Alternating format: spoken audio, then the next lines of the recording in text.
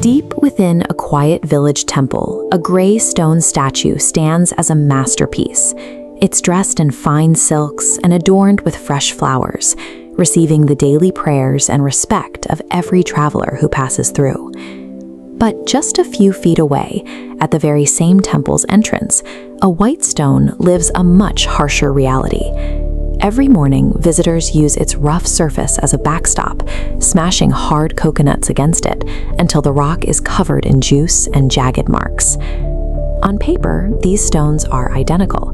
They share the same origin, composition, and season of discovery. Found by the same sculptor, their starting lines were perfectly aligned, yet their lives diverged completely. One is honored, the other struck. A single behavioral difference changed everything. To find that moment of divergence, we have to go back to the beginning, to the day the sculptor first laid his tools upon the stone.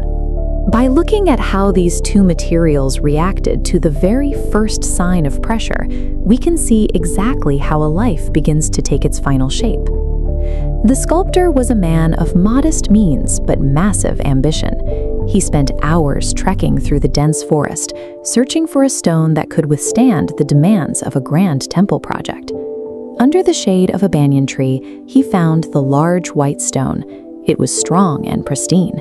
He saw immediately that a beautiful figure was waiting to be carved from its center. But as the first blow of the hammer drove the chisel into the rock, the stone cried out. The sudden shock and the searing pain of the metal were more than it could handle. The sculptor tried to explain. He told the stone that while the shaping process was painful, the discomfort was the only way to reach its potential. The stone refused to yield, demanding to be left in peace. Disappointed, the sculptor packed his heavy tools and continued his search, leaving the white stone exactly as he found it. By avoiding the chisel, the stone secured immediate relief. It successfully protected its current form, but in doing so, it ensured that it would never become anything more. Near a muddy riverbank, the sculptor found his second option, a rough gray stone that looked far less promising than the first. When the chisel hit this time, the pain was just as intense. The stone felt pieces of itself being chipped away, its original surface being slowly destroyed by every strike of the hammer. Instead of fighting back, the gray stone chose to endure. If it gave up now, all the pain it had already suffered would be for nothing. Weeks of work followed.